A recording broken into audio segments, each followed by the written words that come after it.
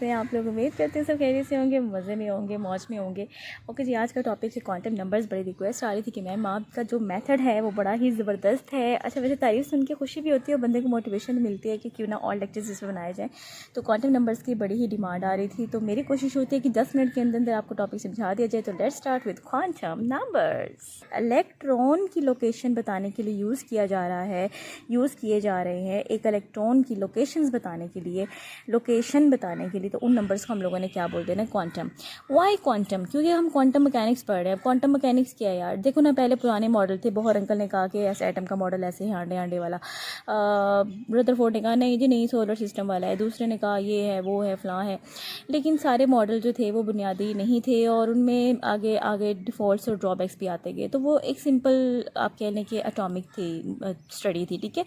Atomic study से हम लोग एटम के अंदर जब घुसे हैं ना, और घुस के हमको पता लगा कि यार ऑर्बिटल्स वगैरह वगैरह भी कुछ होते हैं। इस चीज़ को हम लोग क्या बोलते थे? क्वांटम मैकेनिक्स बोलते हैं। तो ये बड़ा एक लंबा लेक्चर हो जाएगा अगर इस पर स्टार्ट होगी। तो बेटा हम आगे चलते हैं अपने टॉपिक की तरफ। So what are the quantum numbers?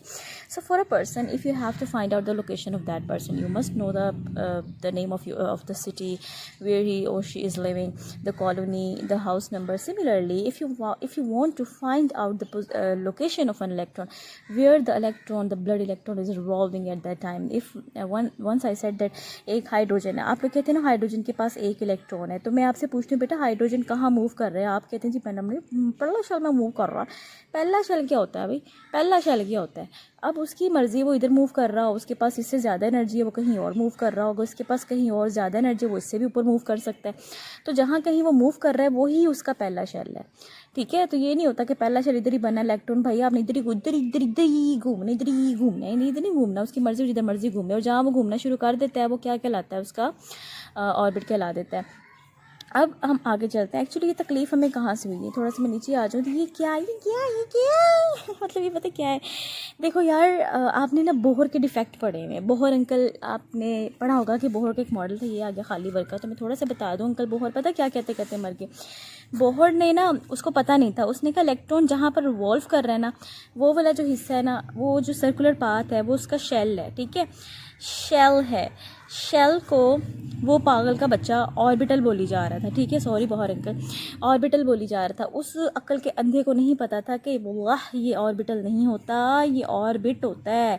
और ये बातें हमको कहाँ से पता चली? आपने ना एक टॉपिक पढ़ा है चैप्टर नंबर 5 में, स्पेक्ट्रम टॉपिक पढ़ा है। आपने देखा था कि हमने ना हाइड्रोजन एटम का स्पेक्ट्रम था। हाइड्रोजन में एक इलेक्ट्रॉन है, पुड़क के कभी वो N1 से N6 पे जा रहा है, कभी N1 से N5 पे जा रहा है, कभी N1 से N4 पे जा रहा है पुड़क के। और जब वो पुड़क के वापस गिरता है, उसकी मर्जी, वो N3 में गिरे या वापस वो N2 में गिरे, वापस वो N1 में गिरे, उसकी मर्जी है।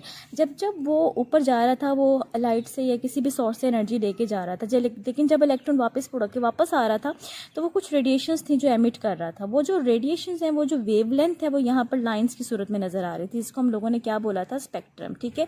अब ये स्पेक्ट्रम का टॉपिक जब आप पढ़ोगे मज़ीद क्लियर हो जाओगे। उसमें Lyman series, Balmer series, Pfund series, Boston series, ये ब्रैकेट सीरीज़, ये सारी सीरीज़ हम पढ़ेंगे इंशाल्लाह ताला। क्योंकि अभी तो मेरा एक स्टार्ट है आप समझने की। जो टॉपिक्स आप पढ़ रहे हैं, या आज से 2 साल बाद जब आप ये टॉपिक्स पढ़ रहे होंगे, तो आपको अंदाज़ा हो जाएगा कि इतने स्टार्ट मैंने सिर्फ ये टॉपिक्स डाले। अभी हम डिटेल में चैप्टर वाइज चलेंगे, ठीक है। मेरी कोशिश है कि हर चैप्टर को एक वन गो में मैं ब्रीफ करूँ, एक्सप्लेन करूँ। एनीवेज, तो बेटा आपको याद है कि जब स्पेक्ट्रम हमने पढ़ा था, तो हमने कहा था चलो जी इस पे इलेक्ट्रिक फील्ड अप्लाई करो। हमने ना इसको इलेक्ट्रिक फील्ड के अंदर रख दिया। जब हमने इसको इलेक्ट्रिक फील्ड के अंदर रखा, तो हुआ क्या कि कंप्यूटर पर जो हमको एक ऐसे लाइंस नज़र आ रही थी, वो जब इलेक्ट्रिक फील्ड अप्लाई किया, तो इसके अंदर भी बारीक बारीक लाइंस नज़र आना शुरू हो गई। अब मुझको पहले ये बताओ कि ये जो लाइंस हैं ये किस चीज़ की है? तो इसको समझने के लिए ज़रा मेरे साथ चलिए आगे। हाँ जी, तो मैं आ गई हूँ यहाँ पर जी। अब मैंने नहीं समझना है कि मेरे पास जो स्पेक्ट्रम में लाइंस बन रही है ना, वो किस चीज़ की बन रही है। जो लाइंस बनी थी कंप्यूटर पे, किस चीज़ की? ऐसे करके ऐसे यहाँ से यहाँ वेवलेंथ जो है ना लाइंस की बढ़ रही है, ठीक है। यार वैसे टॉपिक तो स्पेक्ट्रम पढ़ना पड़ेगा इसके लिए, लेकिन चलो मैं अपनी पूरी कोशिश करती हूँ किसी तरह समझा दूँ। हुआ पता यार क्या था? ये बोहर का एटम है, जिस तरह से उसने बताया कि एक फ्लैट मॉडल है, आंडे ऐसे करके उसके जी गोल दायरे हैं, और बस इलेक्ट्रॉन ऐसे करके मूव कर रहा है, ठीक है। कौवा भी मेरे साथ बोल रहा है। तो अब हुआ क्या, जैसे हमने इस इलेक्ट्रॉन को एनर्जी दी, अब इसकी मर्जी है कि लो एनर्जी लेवल से इसने हाई पे जाना है, क्योंकि जब एनर्जी मिलती है ना, जब इलेक्ट्रॉन जो है वो एनर्जी गेन करता है ना, तो वो क्या करता है, वो लो एनर्जी लेवल से कहाँ चला जाता है, हाई पे, ठीक है, जंप कर जाता है। तो हुआ ये कि जब ना इलेक्ट्रॉन को एनर्जी मिले, अब उसकी मर्जी वो N1 पहले शेल से दूसरे में चला जाए, भावें वो तीसरे में जाए, भावें वो चौथे में जाए, ये डिपेंड करता है कि उसको कितनी एनर्जी मिली। सपोज करेंगे N1 से N3 में चला गया, ठीक है, कहाँ से गया है, N1 से गया है N3 पर गया है, लेकिन जब ये ऊपर चला जाता है वहाँ पर इलेक्ट्रॉन्स फील करते हैं अनकंफर्टेबल, ये फ़ौरन से वापस आ जाते हैं, क्योंकि यहाँ पर भी इलेक्ट्रॉन होते हैं ना, इस शेल में भी अपने इलेक्ट्रॉन है या नहीं भी हैं चलो, लेकिन उसकी एनर्जी जो है वो होती नहीं है, इस शेल के मुताबिक नहीं होती, तो फ़ौरन इलेक्ट्रॉन वापस आ जाते हैं। जब वो इलेक्ट्रॉन वापस आता है ना, तो ऐसे करके ना रेडिएशंस निकालता है, लाइट या रेडिएशंस किसी निकालता है। अब रेडिएशंस जो होती हैं they move in the form of waves, पावे छोटी हो, अगर तो बहुत ज़्यादा ज़ोर से गिरे, मतलब ज़्यादा ज़ोर से हुआ तो बहुत छोटी छोटी वेवलेंथ बनेंगी। अगर ये बहुत स्लोली गिरा है तो तो वेवलेंथ थोड़ी बड़ी हो जाएगी। ये होती है वेव की लेंथ, क्रस्ट से क्रस्ट, ट्रफ से ट्रफ, ठीक है। अच्छा खैर, ये जो वेवलेंथ निकली है इलेक्ट्रॉन के जंप करने से, कहाँ से जंप किया है इसने, N3 से जंप किए N1 पर। अब हो सकता है इलेक्ट्रॉन N4 पर गया हो, या हो सकता है वो N5 पे गया, उसकी मर्जी, वो जिधर मर्जी से जंप करे, ठीक है।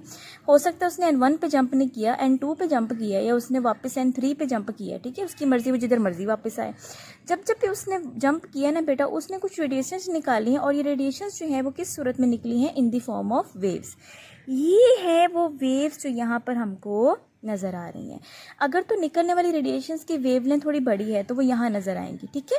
अगर निकलने वाली रेडिएशंस की वेवलेंथ थोड़ी छोटी है तो वो आगे नज़र, आई एम सॉरी मैं उल्टा बोल रही हूँ, अगर बड़ी है तो बड़ी जो कि यहाँ पर है ना, यहाँ नज़र आएंगी। अगर इलेक्ट्रॉन ने बहुत ज़ोर से डुज किया, बहुत छोटी वेवलेंथ निकली है, तो वो यहाँ नज़र आएंगी, क्योंकि यहाँ इस साइड पर वेवलेंथ क्या है, कम है, और इस साइड पर वेवलेंथ क्या है, स्पेक्ट्रम में ज़्यादा है। ये एक कलरफुल पैटर्न मिलता है जिसको हम लोग क्या बोल देते हैं, स्पेक्ट्रम। लें जी, अब आपको पता लग गया कि हाइड्रोजन इलेक्ट्रॉन एनर्जी गेन करता है। इलेक्ट्रॉन जब एनर्जी गेन करता है वो जंप करता है from low energy level to high energy level. जब वो वापस आता है तो दैट एमिट्स रेडिएशंस, जब वो रेडिएशंस निकालता है तो वो रेडिएशंस हमको एक पैटर्न पे मिलती हैं, और इस पैटर्न को हम लोग बोलते हैं स्पेक्ट्रम। स्पेक्ट्रम क्या होता है, कलरफुल पैटर्न होता है। सपोज कर ले, जैसे आपने पढ़ा VIBGYOR, violet, indigo, blue, green, yellow, orange, red, यहाँ से यहाँ पर आते थे तो वेवलेंथ जो है ना वो छोटी होती जाती है। तो अगर बड़ी वेवलेंथ है तो हो सकता है वो ये वाले कलर शो करवा रही है, जैसे जैसे वेवलेंथ जो है वो छोटी होती जा रही है तो कलर्स भी चेंज होते जा रहे हैं, क्योंकि हर कलर की एक ख़ास वेवलेंथ होती है। डन हो गया बच्चों, अगर आपको मज़ीद इसमें क्वेश्चंस करने हो तो आप कर सकते हैं। चलो खैर, ये वो स्पेक्ट्रम है जो इलेक्ट्रॉन के ऊपर नीचे ऊपर नीचे ऊपर नीचे ऊपर नीचे जाने से जो निकले वो वेवलेंथ है, ठीक है, उससे हमको मिला स्पेक्ट्रम। अब मुझको बताओ, सोच समझ के बताना यारा, कि ये जो सपोज कर लें, ये जो मुझको ये लाइनें मिली हैं, ये बेशक रेडिएशंस हैं, लेकिन कब मिली, जब इलेक्ट्रॉन ने जंप किया एक ऑर्बिट से दूसरे ऑर्बिट पर। डन। तो क्या मैं कह सकती हूँ ये ऑर्बिट को बता रही हैं कि इलेक्ट्रॉन ने इस ऑर्बिट से इस ऑर्बिट में मूव किया, इस ऑर्बिट से इस ऑर्बिट में मूव किया, इस ऑर्बिट से, है ना। तो क्या मैं कह सकती हूँ ये लाइनें हमको ऑर्बिट का बता रही हैं? हाँ जी। अब हमको पता लग गया कि अगर ये लाइनें मिली हैं तो इलेक्ट्रॉन ने यहाँ से यहाँ जंप किया है, ऑर्बिट्स में मूव कर रहा है वो। So these lines are giving the information, चुप कर जा चिड़िया, about the orbit to orbit जो ट्रेवल हो रहा है इलेक्ट्रॉन का, उसको ये लाइंस बता रही हैं। डन हो गया। तो हमारा सवाल था ये लाइनें क्या बता रही हैं, लाइनें हमको ऑर्बिट्स बता रही हैं। अब ये जो ऑर्बिट्स हैं they are called shells in an atom, ये शेल्स हैं, ठीक है, ये शेल्स हो गए। सो हमको लाइनों के बारे में क्लियर हो गया। अब हम आगे चलते हैं। तो अब बात हो रही थी कि ये जो हमको स्पेक्ट्रम में लाइंस मिली हैं किस चीज़ की हैं। अब आपको पता लग गया ना कि ये ऑर्बिट्स की इन्फॉर्मेशन दे रही हैं कि अगर इस ऑर्बिट से इधर मूव किया तो ये वाली लाइन बनेगी, अगर दूसरे ऑर्बिट से तीसरे में गिरे तो ये सपोज कर लेते, ठीक है। और हर सीरीज़ का कोई ना कोई नाम है, जैसे लाइमन सीरीज़, बाल्मर सीरीज़, ब्ला ब्ला ब्ला।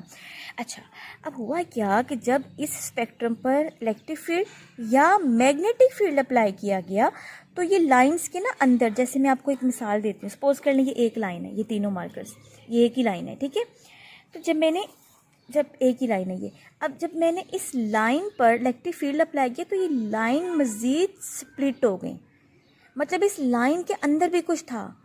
जिससे पता चला कि ऑर्बिट के अंदर भी कुछ है। देखो ये एक लाइन किसको शो कर रही है, ऑर्बिट को ना। तो जब हमने इस पर मज़ीद इलेक्ट्रिक फील्ड अप्लाई किया तो एक ही लाइन आगे मज़ीद लाइनों में स्प्लिट हो गई। पता चला यार ऑर्बिट के अंदर भी कुछ है। और वो जो अंदर था, आगे मज़ीद स्टडी करते गए तो हम लोग नतीजे पे पहुँचे कि यार ऑर्बिट के अंदर भी मज़ीद कुछ ऑर्बिटल्स होते हैं।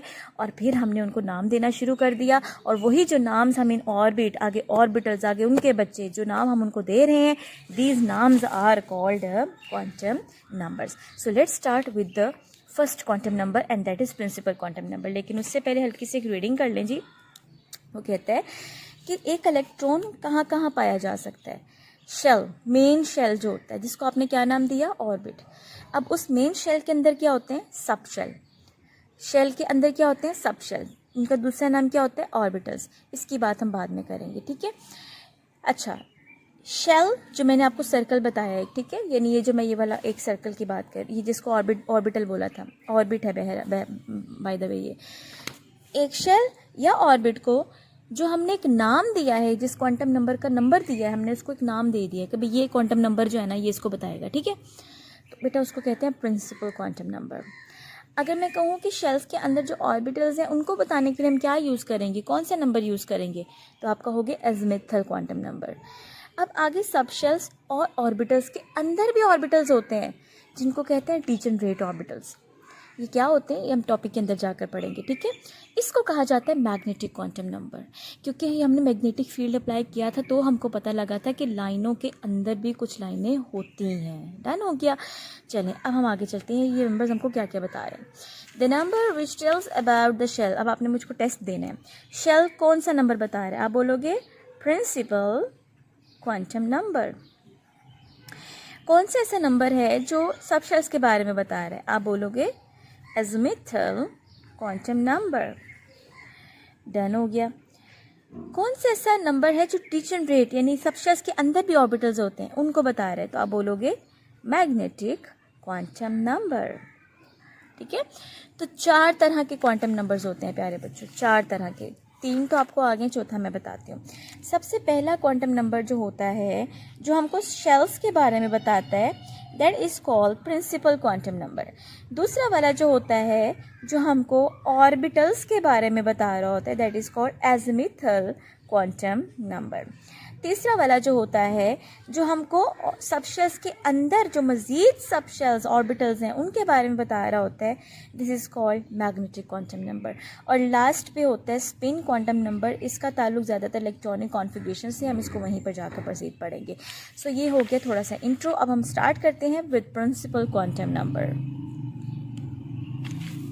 जी, तो ये है जी प्रिंसिपल क्वांटम नंबर। अब देखो यार, जो सीरियसली पढ़ना, ठीक है, टॉपिक बड़ा टफ है लेकिन है बड़ा सीरियस होने वाला। प्रिंसिपल क्वांटम नंबर हमको बताता है कि इलेक्ट्रॉन किस शेल में है, शेल में है, ऑर्बिट में है। शेल का दूसरा नाम ऑर्बिट है, नॉट द ऑर्बिटल, ठीक है। और ये होता है क्या, अ सर्कुलर पाथ, ये वाला, ठीक है, ये वाला, ये जो एक ये सर्कुलर पाथ है। आगे चलते हैं। अच्छा, प्रिंसिपल क्वांटम नंबर की वैल्यू क्या होती है। अच्छा एक बात बताती हूँ आपसे, एक पॉइंट शेयर करती हूँ। मैंने खुद ने, जब मुझे बच्चे कहते हैं ना मैडम ये टॉपिक बनाए, तो मेरी अक्सर आदत होती है कि मैं यूट्यूब पर देखूँ कि बच्चों को क्या तकलीफ़ है, क्या उनको और जगहों पर ये चीज़ मिल नहीं रही। अच्छा, मैंने पर्सनली भी क्वांटम नंबर्स का टॉपिक पढ़ा यूट्यूब पर भी और डिफरेंट जगहों पर, नोट्स पर भी बहुत सारी मिस्टेक्स नज़र आती भी हैं और कुछ लोगों ने बहुत अच्छे नोट्स बनाए भी होते हैं। लेकिन नोट्स अच्छे हैं, उनके पढ़ाने में कुछ ऐसा होता है कि या तो फिर सिर्फ वो ऑरली बता रहे होते हैं। लेकिन मेरा पॉइंट ये होता है कि बच्चों के दिमाग के अंदर कॉन्सेप्ट घुसे। देखिए ना, बहुत सारे बच्चे हमारे ऐसे हैं जो नहीं ट्यूशन अफोर्ड कर सकते, जो पे नहीं कर सकते, या आप कह लें कि उनके पास इतने रिसोर्सेज नहीं होते कि वो अच्छे कॉलेजेस में जाकर पढ़ा सकें। तो मेरा बेसिकली पॉइंट ऑफ व्यू ये है कि वो बच्चे यहाँ पर आकर ईजीली अपनी बेस्ट अंडरस्टैंडिंग कर सकें, बेस्ट कॉन्सेप्ट के साथ। ये जो आपको मैं आज लेक्चर दे रही हूँ ना, ये आपका एंटी टेस्ट के लिहाज से भी इंपॉर्टेंट है, क्योंकि मैंने आपको बताया था 5 से 6 MCQs क्वांटम नंबर्स ले जाता है, और बोर्ड के लिहाज से भी, और आप आगे जितनी भी इनऑर्गेनिक केमिस्ट्री पढ़ रहे हो वहाँ पर भी। इसके बगैर तो केमिस्ट्री पूरी नहीं होती।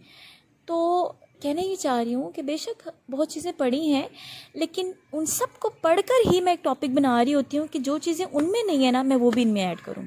सो ज़रा ध्यान से सुनिएगा मेरे लेक्चर को, क्योंकि ये कंप्लीट और एक थॉरोली लेक्चर होने वाला है।